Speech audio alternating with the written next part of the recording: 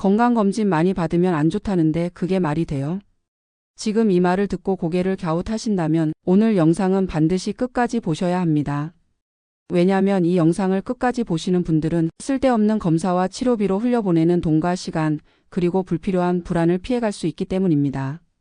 믿기지 않으시죠? 하지만 하버드 의과대학의 연구 결과에 따르면 70세 이상 노인의 68%가 불필요한 검사를 받고 있으며 이로 인해 정확하지 않은 진단과 부적절한 치료, 그리고 무시 못할 경제적 부담까지 겪고 있다고 합니다. 어쩌면 지금 우리가 너무도 당연하게 받고 있는 건강검진이 우리의 생명과 삶의 질을 서서히 깎아내리고 있을 수도 있다는 거죠. 지난주 제 친구의 83세 아버지께서 종합병원 정기검진을 받으셨습니다. 수치 몇 개가 기준치를 살짝 벗어났다는 이유로 추가 검사, 정밀 검사, 약물 처방까지 쏟아졌습니다. 그런데 의사 선생님께서 한 말씀 하시더랍니다. 솔직히 이 연령대에서는 꼭 필요한 검사만 선별해야 합니다. 그 한마디에 제 친구는 멍해졌다고 했습니다. 왜냐면 그동안 우리는 검진은 많을수록 좋다는 상식을 철석같이 믿고 살아왔기 때문입니다. 하지만 이제는 바뀌어야 합니다. 특히 70세 이후라면 말이죠. 노년기에 접어들면 건강을 바라보는 방식 자체가 달라져야 합니다. 과잉진단과 과잉치료는 더 이상 예외적인 문제가 아닙니다. 수명을 늘리는 것이 아니라 삶의 질을 떨어뜨리는 검사와 약이 의외로 많다는 사실. 이제는 꼭 알고 넘어가야 할 때입니다.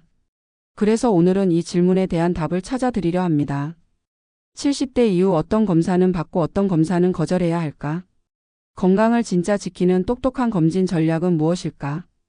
오늘 영상에서는 이 문제를 단순한 의학 정보가 아니라 실제 사례와 현장의 경험을 바탕으로 풀어보겠습니다. 안녕하세요. 노후마당입니다. 여러분의 노후를 더 건강하고 더 똑똑하게 지켜드릴 실용 정보와 따뜻한 통찰을 전하는 시간. 오늘 영상이 마음에 드신다면 구독과 좋아요를 눌러주시는 분들은 로또 1등 당첨되실 거예요. 그리고 여러분의 소중한 의견도 댓글로 남겨주세요. 당신의 한마디가 누군가의 삶을 바꿀 수 있습니다. 이 영상은 단순한 건강 정보가 아닙니다. 지금 당장 당신의 삶에 적용할 수 있는 진짜 실천법입니다. 끝까지 시청하시면 지금까지의 건강관리 습관을 완전히 바꾸는 결정적인 힌트를 얻게 되실 거예요. 자, 그럼 지금부터 건강검진 많이 받으면 정말 건강해질까? 이 낯설지만 중요한 질문에 대해 차근차근 풀어가 보겠습니다. 아침마다 혈압 재고 당 수치 확인하고 1년에 한 번씩 받는 종합검진, 2년에 한 번 꼬박꼬박 챙기는 국가검진까지. 많은 분들이 이렇게 말합니다. 나는 병원 자주 다녀. 검진도 빼먹은 적 없어. 그래야 안심되잖아. 나이 들면 더 자주 확인해야지. 그런데 정말 그럴까요? 검진을 자주 받을수록 건강해지는 걸까요? 그 믿음 혹시 지금 우리의 삶을 오히려 해치고 있는 건 아닐까요? 하버드 의과대학 연구진은 70세 이상 노인 중 무려 68%가 불필요한 검진을 받고 있다는 충격적인 보고를 내놨습니다. 그로 인해 정확하지 않은 진단, 필요하지 않은 치료, 감당하기 어려운 의료 비용까지 떠안고 있다고 하죠. 이건 단순한 통계가 아닙니다. 우리 주변에서도 흔하게 볼 수 있는 현실입니다.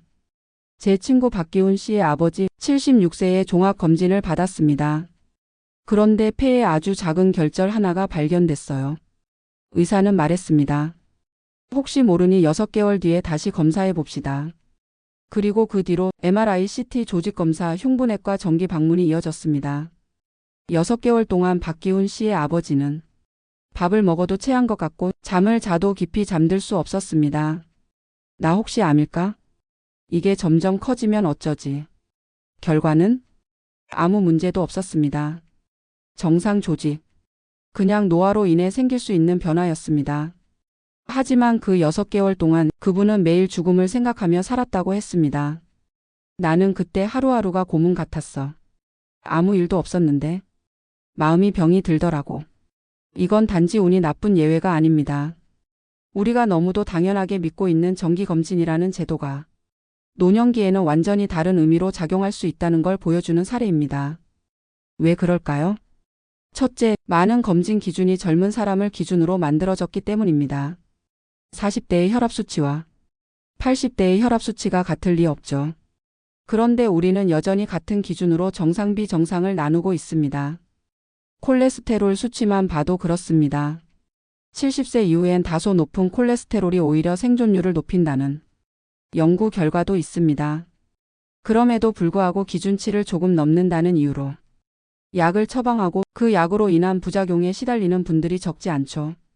둘째, 검사 그 자체가 갖는 위험성도 있습니다. 대장 내시경을 예로 들어볼까요? 40대에는 가볍게 받을 수 있지만 80대가 되면 그 이야기가 달라집니다. 장에 생기는 미세한 천공, 즉 장에 구멍이 생길 가능성이 40대에 비해 4배 이상 높아진다는 연구도 있습니다. 검사를 받다가 오히려 응급수술을 하게 되는 경우 의외로 드물지 않습니다. 셋째, 검진은 언제나 치료로 이어질 수 있다는 점입니다. 조금이라도 이상 수치가 나오면 약을 권유받게 됩니다. 그리고 그 약이 노년기 몸에 독이 될 수도 있다는 사실 혹시 알고 계셨나요? 제 어머니도 고지혈증 약을 드셨다가 온몸에 근육통을 호소하셨어요. 무릎도 쑤시고 발목도 아프고 밤에 쥐가 나서 깨기도 하셨죠. 나중에 의사에게 물어봤습니다. 어머니 연령에서는 그 정도 수치가 오히려 안전합니다. 약을 안 드셔도 됩니다. 결국 약을 끊고 나서야 몸이 다시 편해지셨어요.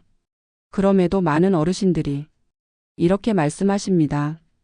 검사 받으면 안심이 돼. 혹시라도 병을 초기에 잡아야 하니까. 하지만 정말 중요한 건 내게 필요한 검사만 정확하게 선별해서 받는 것입니다. 몸이 점점 달라지는 시기, 검진 기준은 그대로인데 우리 몸은 점점 변해가고 있습니다. 검사 하나에 마음 졸이고 결과 하나에 가족이 들썩이고 필요 없는 치료에 시간과 돈을 쓰는 일. 과연 그게 건강을 지키는 길일까요? 많은 분들이 병원을 다녀오면 말합니다. 수치가 좀 안 좋아서 약 먹으래요. 이거 정밀 검사 한 번 더 하자더라고. 하지만 그 수치가 정말 위험해서인 건지 아니면 단지 기준에서 조금 벗어났다는 이유인 건지 물어보는 사람은 많지 않습니다. 의사도 인간입니다. 환자의 불안을 보고 혹시 모를 책임을 피하려는 마음에 일단 검사해 보조라고 말할 수밖에 없습니다. 그리고 그 말 한마디에 수십만 원의 검사비, 수개월의 기다림, 그리고 수년의 약 복용이 따라옵니다. 지금도 많은 어르신들이 의심도 없이 검사를 받고 그 결과를 기다리며 불안에 잠 못 이루고 계십니다. 하지만 이제는 다르게 생각해야 할 때입니다. 70세 이후의 삶은 얼마나 오래 살 것인가 보다 어떻게 살 것인가가 더 중요해지는 시기입니다. 검사를 무조건 피하자는 이야기가 아닙니다. 하지만 검사라는 이름 아래 마음이 병들고 몸이 더 약해지고 있다면 그건 건강검진이 아니라 건강을 갉아먹는 시작일 수 있다는 것. 그걸 꼭 기억하셔야 합니다. 수치 하나가 기준치를 넘었다는 말에 잠 못 이루는 밤이 시작됐습니다. 정확한 병명이 나온 것도 아니었고 명확한 치료 계획이 생긴 것도 아니었습니다. 그저 한 번 더 검사해 봅시다. 좀 더 지켜보죠. 그 말 한마디였을 뿐인데 사람 마음이라는 게 참 이상하죠. 눈에 보이는 병보다 보이지 않는 걱정이 훨씬 더 무겁게 가슴을 누릅니다. 박기훈 씨의 아버지 이야기 기억하시죠? 폐에 발견된 작은 결절, 결국 아무 문제 없다고 나왔지만 그 6개월 동안 마음이 병들어 버렸다는 고백. 사실 그건 박 어르신만의 이야기가 아닙니다. 제 이모님 역시 해마다 꼬박꼬박 종합검진을 받으셨던 분입니다. 병원에서도 모범 환자라고 불릴 만큼 성실하게 모든 검사를 빠짐없이 챙기셨죠. 그런데 어느 해 혈액검사 수치 중 하나가 미세하게 기준을 벗어났습니다. 의사는 추가 검사를 권했고 이모님은 불안한 마음에 대학병원, 개인병원, 영상의학센터까지 정밀 검사를 위해 병원을 전전하게 됩니다. 하루는 조직검사 결과를 기다리며 식사를 못하신 채 밤을 새우셨습니다. 눈밑은 꺼지고 표정은 점점 어두워졌고 말수도 적어졌습니다. 그리고 어느 날 그 조직검사 부위에 염증이 생기며 감염까지 이어졌죠. 결국 항생제 치료를 받으셨고 그 약이 장내 미생물 균형을 망가뜨려 6개월 가까이 소화장애로 고생하셔야 했습니다. 검사 받다가 병이 났다며 쓸쓸하게 웃으시던 모습이 아직도 선명하게 기억납니다. 의사들은 이런 경우를 과잉진단, 과잉치료라고 부릅니다. 실제로 70대 이후엔 조금만 수치가 어긋나도 정신적으로 큰 타격을 받게 되는 경우가 많습니다. 내가 병에 걸린 건 아닐까? 이게 혹시 암으로 발전하는 건 아닐까? 이러다 죽는 건 아닐까? 그 걱정이 머리에서 지워지지 않고 밤에도 계속 떠오르다 보면 심장은 두근거리고 식욕은 사라지고 일상적인 말도 하기 싫어집니다. 마음의 병은 조용히 다가옵니다. 그리고 신체 건강까지 무너뜨립니다. 서울대병원 정신건강의학과 연구에 따르면 노인의 63%가 검진 결과에 대해 과도한 불안을 경험했고 그중 28%는 실제로 수면 장애와 식욕 저하를 겪었다는 조사 결과도 있습니다. 건강을 확인하러 갔다가 오히려 건강을 잃고 오는 이런 아이러니한 상황이 지금 현실에서 반복되고 있는 겁니다. 특히나 노년기는 이전보다 훨씬 더 감정에 민감한 시기입니다. 자녀에게 의지하지 않으려고 더 단단해지려 애쓰고 사소한 변화에도 혹시 나 때문은 아닐까 자책하게 됩니다. 그런 마음에 검사 결과의 단어 하나 수치 하나가 곧바로 나는 병든 사람이다라는 자기 암시로 이어지는 거죠. 그리고 그 불안은 몸에 고스란히 영향을 미칩니다. 심박수 증가, 혈압 상승, 위산 과다 분비, 장 기능 저하, 면역력 감소. 단지 마음이 불편하다는 차원이 아니라 의학적으로도 정신적 스트레스는 노인의 건강에 심각한 해를 끼친다는 사실이 수많은 연구를 통해 입증되고 있습니다. 제가 아는 72세의 정 선생님도 그랬습니다. 한 번의 초음파 검사에서 간에 혹이 발견됐다는 이야기를 들은 뒤 한 달 동안 식사를 못 하셨습니다. 검사 결과를 기다리는 동안 체중이 5kg나 줄었고 혈압이 급격히 오르기까지 했죠. 결과는 단순한 지방간, 문제될 게 없는 구조였다고 합니다. 근데 말이야. 그 한 달 동안은 내가 살아있는 느낌이 아니었어. 정 선생님의 이 말은 단지 마음 약한 분의 감상이 아닙니다. 진짜로 그 마음의 불안이 몸까지 병들게 했던 과정의 기록인 겁니다. 우리가 너무도 당연하게 생각하는 검진을 받으면 안심된다는 믿음. 하지만 때로는 그 결과 하나가 오히려 우리의 일상을 무너뜨릴 수 있다는 걸 이제는 진지하게 받아들여야 합니다. 진짜 건강을 지키는 방법은 불안 위에 서 있는 것이 아닙니다. 지혜 위에 서 있어야 합니다. 그러려면 무엇보다 내가 지금 받으려는 검사가 정말 필요한가? 이 질문부터 시작하셔야 합니다. 그리고 그 검사가 내 삶에 어떤 영향을 줄 수 있는지, 그 결과가 내 일상을 얼마나 흔들 수 있는지도 함께 고려하셔야 합니다. 그래야만 진짜로 건강한 마음을 유지할 수 있습니다. 건강검진은 몸을 위한 것도 맞지만 그보다 먼저 마음이 감당할 수 있는 선을 지켜야 한다는 것. 그걸 잊지 않으셔야 합니다. 병보다 무서운 건 병에 대한 상상입니다. 그리고 그 상상은 불필요한 검진에서 시작될 수 있습니다. 지금 이 영상을 보고 계신 여러분은 이제 조금씩 깨달아가고 계실 겁니다. 몸보다 먼저 챙겨야 할 것이 바로 마음이라는 사실을요. 검사가 많다고 건강이 보장되는 건 아니라는 사실, 이제 조금은 실감되시죠? 그렇다고 아무 검사도 받지 말라는 건 아닙니다. 정말 필요한 검사는 반드시 챙기셔야 합니다. 다만 중요한 건 검사의 양이 아니라 질, 즉 나에게 맞는 검사만 제대로 받는 것입니다. 그래서 오늘은 70대 이후 꼭 필요한 5가지 핵심 검사만 콕 집어 알려드리겠습니다. 첫 번째, 혈압 측정입니다. 고혈압이 무섭다는 건 많이 들었지만 정말 매일 재야 하나요? 이렇게 말씀하시는 분들 계십니다. 그런데 고혈압의 무서운 점은요, 아무 증상도 없다는 겁니다. 머리가 아프거나 어지럽거나 숨이 찬 증상이 없다가도 어느 날 갑자기 쓰러지면서 중풍이나 심장마비로 이어질 수 있습니다. 제 아버지는 83세이신데요. 매일 아침 식사 전 혈압계로 혈압을 직접 재십니다. 아주 조용한 거실에서 삐삐삐하고 기계가 작동하는 소리. 그 숫자가 떠오르면 그날 컨디션을 한눈에 확인할 수 있죠. 오늘은 괜찮아, 125, 78이면 잘 나온 거지. 그 말씀을 들으면 저도 마음이 놓입니다. 이 작은 습관 하나가 큰 병을 막아주는 지킴이 역할을 해주고 있는 거죠. 두 번째는 당뇨병 검사입니다. 당뇨는 조용히 아주 서서히 몸을 망가뜨립니다. 합병증으로 눈, 신장, 발, 심지어 뇌까지 영향을 줄 수 있죠.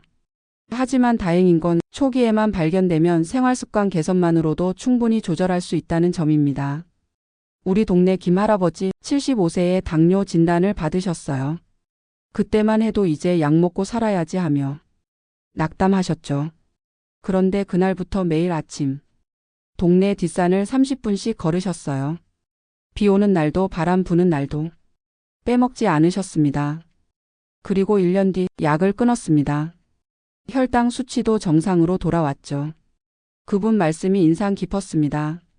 걷는 것만 바꿨는데 잠도 잘 오고 기분도 좋아졌어. 사실은 그 병 덕분에 내가 다시 살게 된 셈이지. 이처럼 당뇨는 정기적인 검사와 함께 생활습관 변화가 가장 중요한 질병입니다. 세 번째는 골밀도 검사입니다. 특히 여성분들 폐경 이후에는 골다공증 위험이 확 올라갑니다.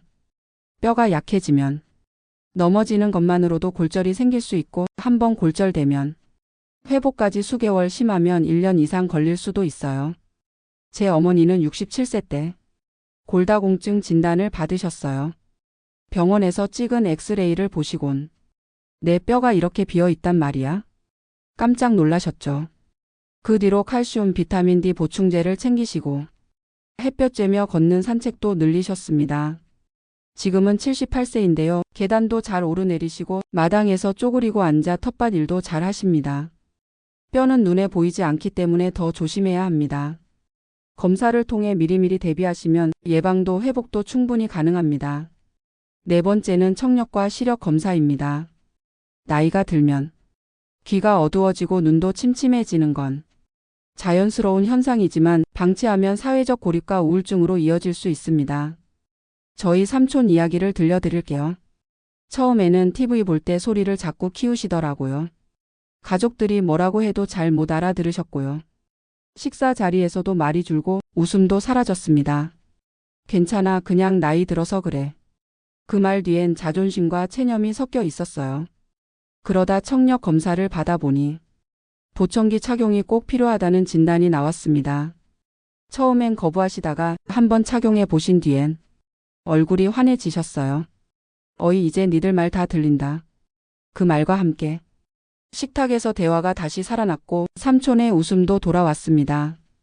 감각의 회복은 단지 듣고 보는 문제가 아니라 삶의 활력을 되찾는 일입니다. 다섯 번째는 우울증 선별 검사입니다. 많은 분들이 그냥 기운이 없어, 그냥 나이 들어서 그런가 봐라고 말하지만 실은 그것이 우울증의 시작일 수 있습니다. 특히 배우자의 사별, 은퇴, 사회적 관계의 축소는 노년기 우울감을 불러오는 대표적인 원인입니다. 저희 어머니는 아버지가 돌아가신 후 밤마다 깊은 불면에 시달리셨습니다. 입맛도 잃으시고 하루 종일 창밖만 바라보며 한숨만 쉬셨어요. 엄마, 병원 한번 가보자. 간신히 설득해서 정신건강의학과에서 우울증 선별 검사를 받으셨습니다. 결과는 예상보다 심각했습니다. 하지만 다행히도 상담과 약물 치료를 병행하면서 조금씩 마음이 회복되셨습니다. 내가 이걸 왜 참았을까 싶더라. 약 먹고 자고 나면 세상이 좀 달라 보여. 지금 어머니는 지역 복지관에서 아이들에게 책 읽어주는 봉사활동도 하시고 다시 일상을 즐기며 살고 계십니다. 이 5가지 검사는 질병을 찾기 위한 것만이 아니라 삶의 질을 지키기 위한 기본 중의 기본입니다. 검사를 줄이라는 말은 검사를 무시하라는 말이 아닙니다. 진짜 중요한 건 나에게 꼭 필요한 검사만 선별해서 정확하게 꾸준히 받는 것입니다. 그렇게만 해도 쓸데없는 걱정, 불필요한 약물, 과도한 병원비로부터 당신의 삶을 충분히 지켜낼 수 있습니다. 꼭 필요한 5가지 검진을 챙기는 것, 그것만으로도 노후 건강은 절반 이상 지킬 수 있습니다. 하지만 나머지 절반은 어디에서 올까요? 바로 습관입니다.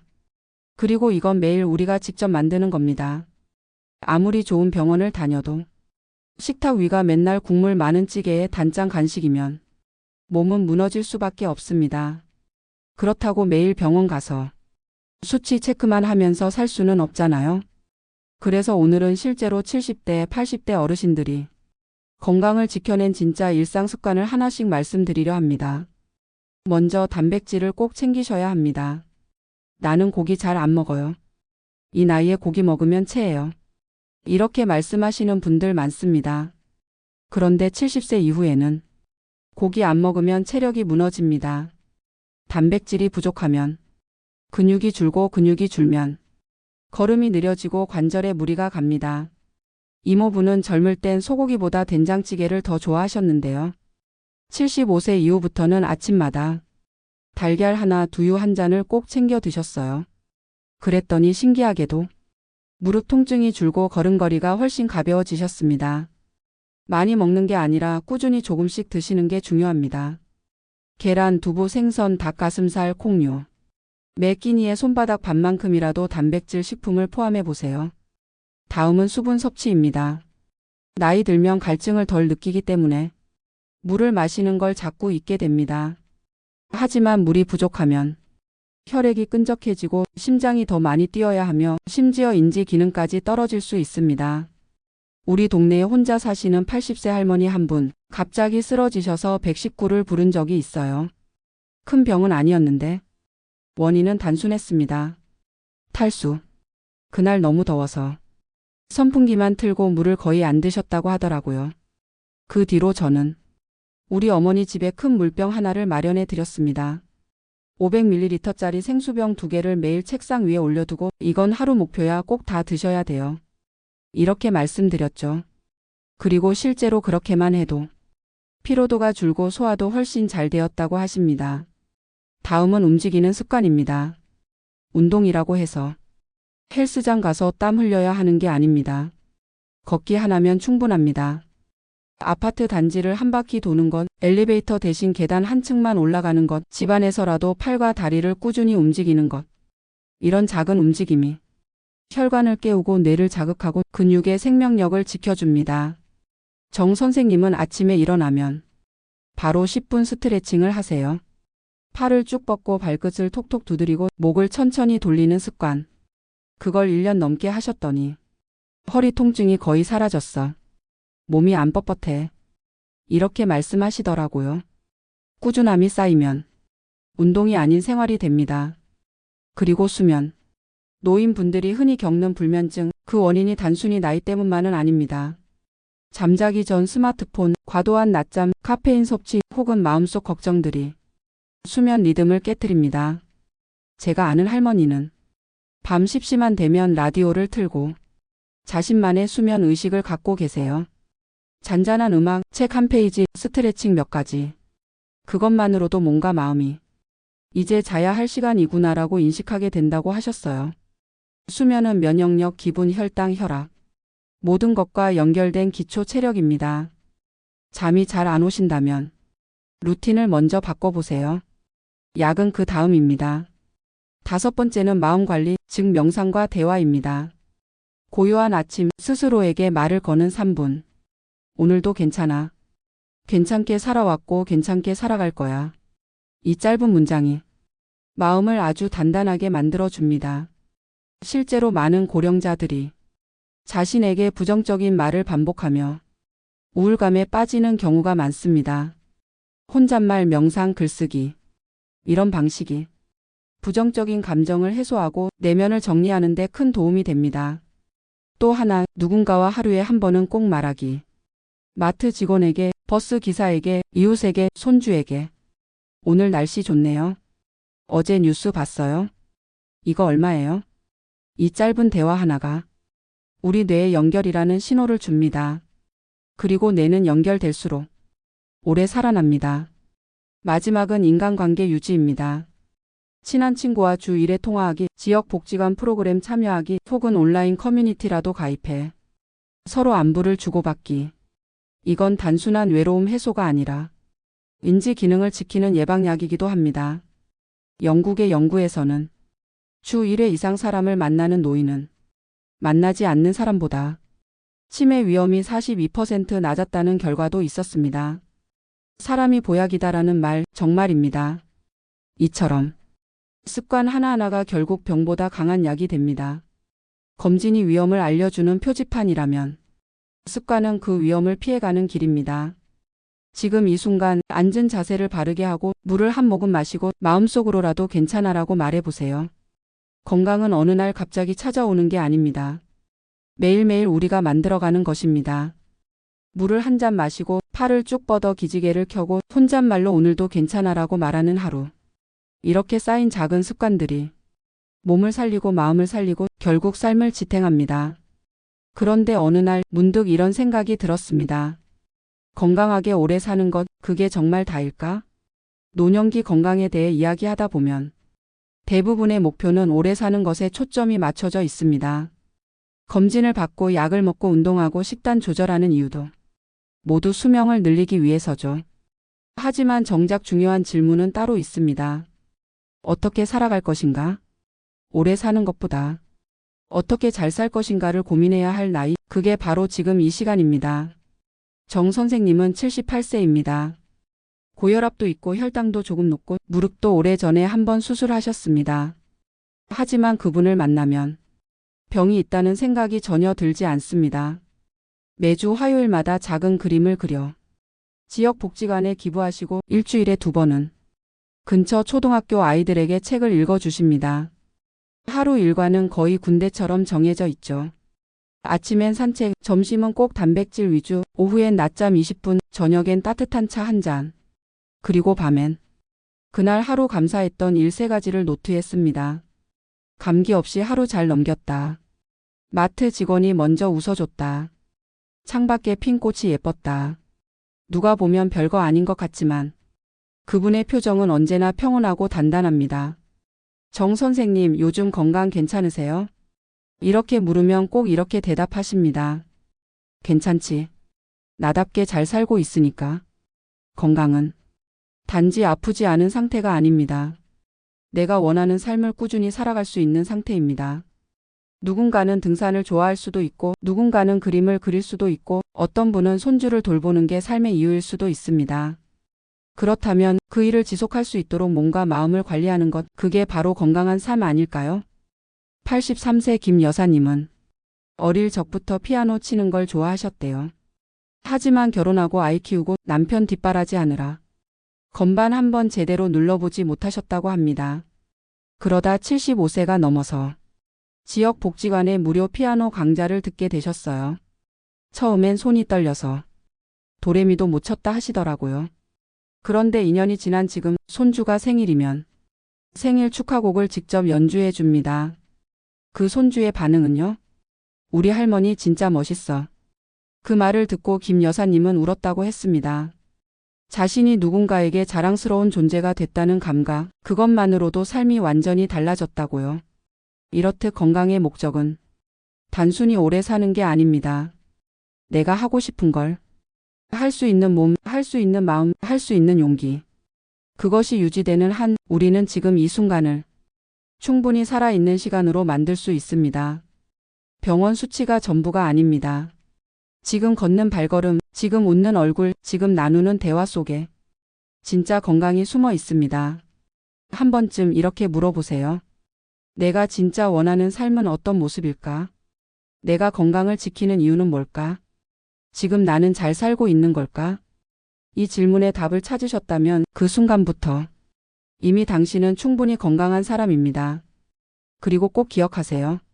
지금 이 영상 앞에 앉아 건강을 고민하고 삶을 더 나아지게 만들고 싶어 하는 당신의 이 마음이 이미 누군가에게는 큰 희망이라는 것. 누구보다 잘 살아오셨습니다. 이제는 누구보다 잘 살아가셔도 됩니다. 지금까지 영상을 끝까지 시청해 주신 분들은 이제 아실 겁니다. 건강검진을 많이 받는다고 해서 건강해지는 것이 아니라는 사실을요. 오히려 너무 많은 검사와 수치, 불필요한 약과 치료가 몸뿐만 아니라 마음까지 병들게 할 수 있다는 것. 이젠 분명히 아셨을 겁니다. 이 영상은 단순히 검진을 줄이자는 이야기를 드리기 위한 게 아닙니다. 정말 필요한 검사만 정확히 알고 마음의 평정을 지키며 일상의 작은 습관을 통해 당신의 건강을 지켜내시길 바라는 마음으로 이야기를 전해드린 것입니다. 그리고 무엇보다 건강의 목적은 오래 사는 것이 아니라 내가 원하는 삶을 끝까지 누릴 수 있도록 지금의 몸과 마음을 잘 관리하는 것이라는 걸 잊지 않으셨으면 좋겠습니다. 검진이 필요 없는 사람이 어디 있겠습니까? 하지만 지금 이 나이에는 수치 하나 결과 한 줄에 흔들리지 않는 건강한 마음이 무엇보다 중요합니다. 당신의 건강은 병원이 정해주는 게 아닙니다. 당신이 어떻게 살아가느냐가 건강의 가장 강력한 기준이 됩니다. 지금까지 함께한 이야기 중 단 하나라도 가슴에 남았다면 오늘 하루가 당신 인생의 작은 전환점이 되었기를 진심으로 바랍니다. 하루 한 끼 식단을 바꾸는 것, 하루 20분 산책을 하는 것, 하루 한 사람과 대화를 나누는 것. 이런 소소한 실천이 당신의 10년, 20년 후를 바꿔놓을 수 있습니다. 그리고 이 영상을 지금 끝까지 보셨다면 당신은 분명 앞으로 쓸데없는 검사에 흔들리지 않고 내 몸과 마음을 지키는 똑똑한 삶을 살아가실 수 있을 겁니다. 건강은 지금부터입니다. 언제나 늦지 않았습니다. 지금이 딱 시작하기 좋은 때입니다. 오늘도 귀한 시간 함께해 주셔서 진심으로 감사합니다. 이 영상이 조금이라도 도움이 되셨다면 구독과 좋아요를 눌러주시는 분들은 로또 당첨되실 거예요. 그리고 여러분의 소중한 의견도 댓글로 남겨주세요. 당신의 한 줄 경험, 누군가의 두려움을 덜어주고 다른 이의 삶을 밝히는 빛이 될 수 있습니다. 우리는 혼자가 아닙니다. 서로의 경험을 나누고 서로의 이야기를 듣는 것만으로도 마음의 건강은 단단해질 수 있습니다. 앞으로도 이 채널에서는 실제로 삶에 적용 가능한 건강 정보와 마음을 어루만지는 따뜻한 통찰을 담아 꾸준히 인사드릴 예정입니다. 오늘도 잘 살아오셨습니다. 이제는 더 나답게 더 자유롭게 살아가셔도 괜찮습니다. 그 삶을 저희 노후마당이 함께 응원하겠습니다.